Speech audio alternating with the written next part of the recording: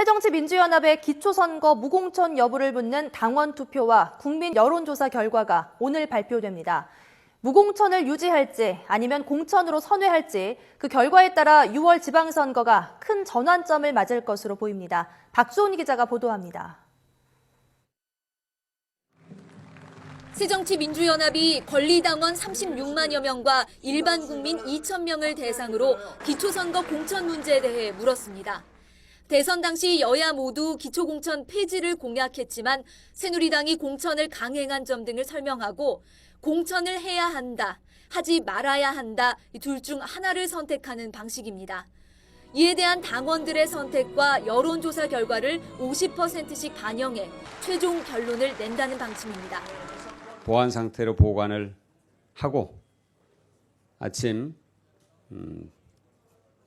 관리위원회의 보고 시간에 맞춰서 역산해서 데이터 분석 작업을 하게 될 겁니다. 결과는 예측 불허입니다. 당원 투표 대상자에 기초선거 참가자와 지역 조직이 대거 포함된 점이 변수입니다. 선거 참가자들은 후보 난림 문제를 해결하고 공통기호를 받아야 선거에 유리하다고 판단해 기초공천을 해야 한다는 의견이 많습니다.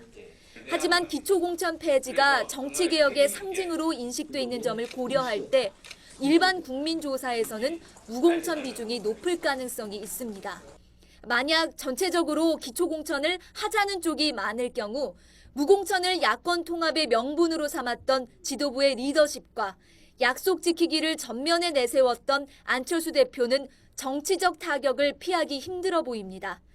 하지만 여야가 각각 다른 규칙으로 선거를 치르는 사상 초유의 상황을 막고 무공천에 따른 당내 반발과 잡음은 잦아들 것으로 예상됩니다.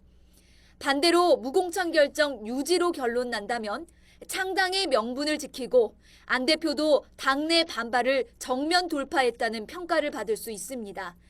하지만 새정치연합 소속 기초선거 후보들은 모두 탈당한 뒤 손해가 뒤따를지도 모를 무소속 출마를 강행해야만 합니다. 안철수 대표는 어떤 결과가 나오든지 그 뜻을 따라 선거 승리를 위해 최선을 다할 것이라며 결과에 승복할 것을 거듭 주문했습니다. 어떤 결정이든 그 뜻에 따라 6.4 지방선거 승리를 위해 모든 노력을 다할 것입니다. 어떤 결론이 나오더라도 저와 김한길 대표를 믿고 함께 해주십시오. 안철수, 김한길 대표는 결과가 어떻게 나오든 이번 주 안에 선대위를 구성해 지방선거 체제로 들어간다는 방침이지만 이 무공천을 유지하느냐 아니면 공천으로 입장을 선회하느냐에 따라서 지방선거 분위기도 영향을 받을 전망입니다. YTN 박조훈입니다.